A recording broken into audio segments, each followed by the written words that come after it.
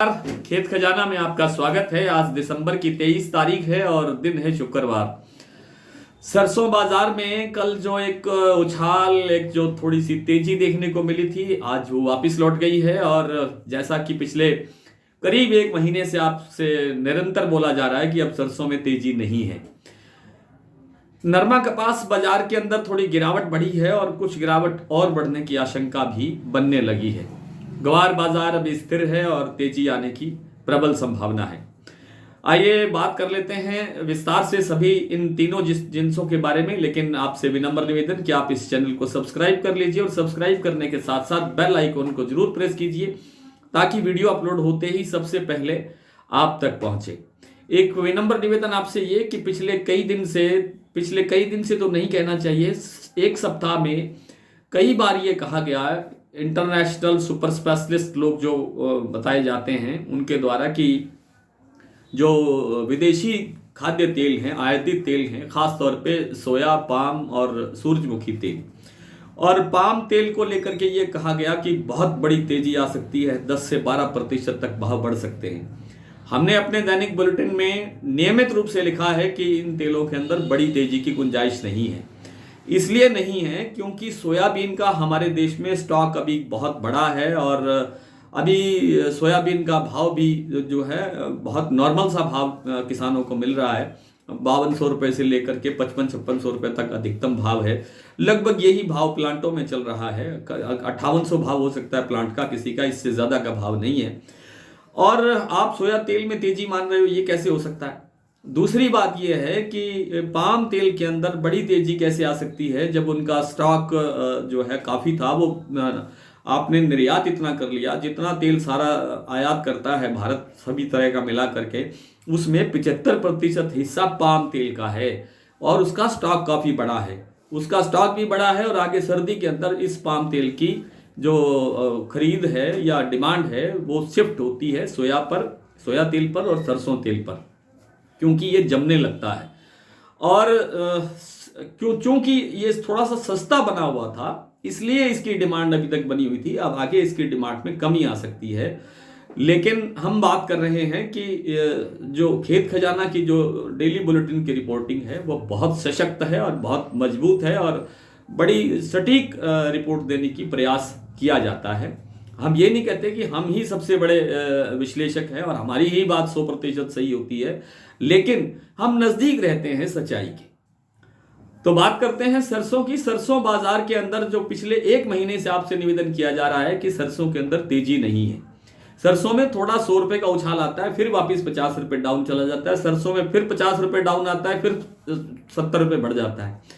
और यही खेल कई दिन से चल रहा है और इस खेल में लगता नहीं है कि आगामी एक सप्ताह के अंदर कोई परिवर्तन आने वाला है।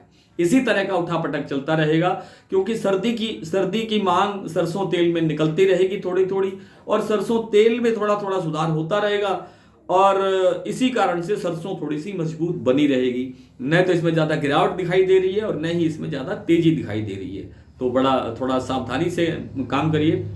कपास के अंदर आज एक खबर ये आई है कि चीन ने अमेरिका से जो एक दशक से जो उनसे कारोबार कर रहा था, चीन वहां से कॉटन जो है आयात करता है, अपने यहाँ देश में मंगवाता है, उसकी जो डील्स हैं, उसके जो नए सौदे हैं वो उनको रद्द कर दिया है, ऐसी एक जानकारी आई है। इस सूचना के बाद में इंटरनेशनल जो वायदा बाजार है, विशेष रूप से कॉटन का, उसमें कॉटन में बड़ी गिरावट दर्ज हुई है, जिसका घरेलू बाजार पर भी असर देखने को मिल रहा है। और हमारे यहाँ नरमा कपास का जो भाव है वो कल से 100 से 200 रुपये तक डाउन दिखाई दिया है। कुछ मंडियों में भाव स्टेबल भी हैं, लेकिन कुछ एक में गिरावट भी आई है।